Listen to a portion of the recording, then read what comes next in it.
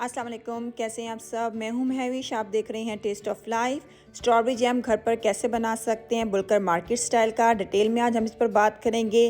Colour का इस्तेमाल किए बगैर, केमिकल का इस्तेमाल किए बगैर हम इस यमी जैम को तैयार करेंगे। तो आइए इस रेसिपी को स्टार्ट कर लेते हैं। स्ट्रॉबेरी जैम बनाने के लिए यहाँ पर देखें 1 किलो मैंने स्ट्रॉबेरीज ली थी। इनको अच्छी तरह मैंने धो लिया और इसके ऊपर जो लीव्स लगे होते हैं वो मैंने काट ली हैं। आप चाहें तो स्ट्रॉबेरीज़ को छोटा छोटा काट कर भी डाल सकते हैं, लेकिन मैं साबित ही स्ट्रॉबेरीज़ डाल रही हूँ क्योंकि बहुत जल्दी से पक जाएंगी। ज़्यादा टाइम बिल्कुल भी ये स्ट्रॉबेरीज़ नहीं लेंगी पकने में, तो इसलिए काटने की ज़रूरत बिल्कुल भी नहीं है। और इसमें 800 ग्राम हम चीनी ऐड कर देंगे। अगर आप चाहें तो आप 1 किलो तक चीनी इसमें ऐड कर सकते हैं, लेकिन 1 किलो जब आप शुगर डालेंगे तो आपका जैम बहुत मीठा बनेगा, तो इसलिए मैं 800 ग्राम शुगर ऐड कर रही हूँ। तो अगर आप चाहें तो आप 1 किलो तक चीनी इसमें ऐड कर सकते हैं। अब आँच को हम मीडियम कर देंगे। मीडियम आँच पे अपने जैम को हम पकने देंगे। थोड़ी थोड़ी देर बाद चमचा आप हिलाते रहेगा ताकि हमारी जो चीनी है वो नीचे लगे ना।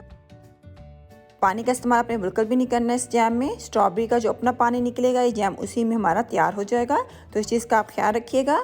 आँच को आप मीडियम रखिएगा। मीडियम आँच पे आप इस जैम को पकने देंगे जब तक चीनी का और स्ट्रॉबेरी का पानी अच्छी तरह खुश्क ना हो जाए।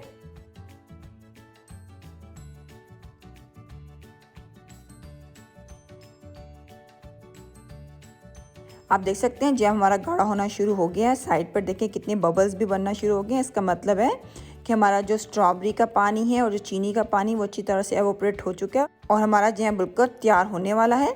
अब इस स्टेप पे आपने क्या करना है, चूल्हे को बंद कर देना है और स्ट्रॉबेरीज को अच्छी तरह से मैश कर लेना है। मैं मैनुअली इस तरह मैश कर रही हूँ हाथ की मदद से। अगर आप चाहें तो आप ब्लेंडर में डाल के इसको ब्लेंड भी कर सकते हैं, लेकिन मुझे पर्सनली नहीं पसंद क्योंकि ब्लेंडर में डाल के जब आप जैम को ब्लेंड करते हैं तो बहुत ही स्मूथ सा पेस्ट बन जाता है, वो खाने में इतना मज़े का नहीं लगता है। लेकिन अगर आपको उस तरह का बनाना है तो आप ब्लेंडर में ब्लेंड करने, लेकिन मुझे अच्छा लगता है जब हम स्ट्रॉबेरी जैम खा रहे हों तो थोड़े थोड़े से चंक्स जो हैं स्ट्रॉबेरीज के मुँह में आएँ, तो इसलिए मैं इसको मैनुअली हाथ की मदद से मैश कर रही हूँ। चूल्हा आपने बंद रखना है। अगर आपका चूल्हा जल रहा होगा स्टेप पे तो बहुत ज़्यादा बबलिंग होगी और आपका हाथ बर्न भी हो सकता है, तो इस चीज़ का ख्याल रखिएगा। स्ट्रॉबेरीज हमारी अच्छी तरह से मैश्ड हो चुकी हैं। अब हम चूल्हे को दोबारा से ऑन कर देंगे और इसमें 1/4 कप हम ग्लूकोज ऐड करेंगे।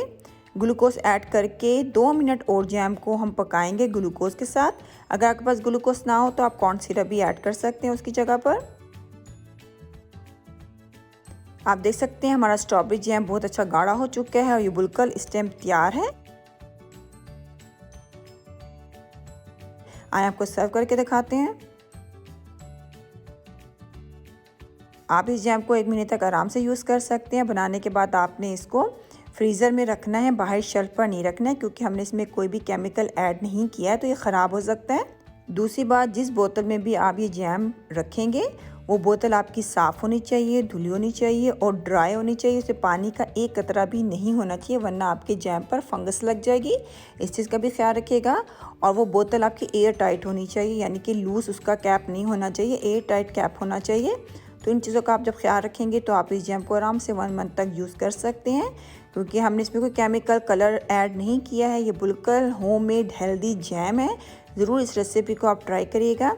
और अगर आप न्यू है मेरे चैनल पे तो मेरे चैनल को सब्सक्राइब करना बिल्कुल भी ना भूलिएगा। और अगर आपको मेरी वीडियोस अच्छी लगती हैं तो फ्रेंड्स के साथ शेयर ज़रूर कर दिया करें। इंशाल्लाह नेक्स्ट टाइम मिलेंगे एक नई रेसिपी के साथ। अपना बहुत ख्याल रखिएगा, मुझे दुआओं में याद रखिएगा। अल्लाह हाफिज़।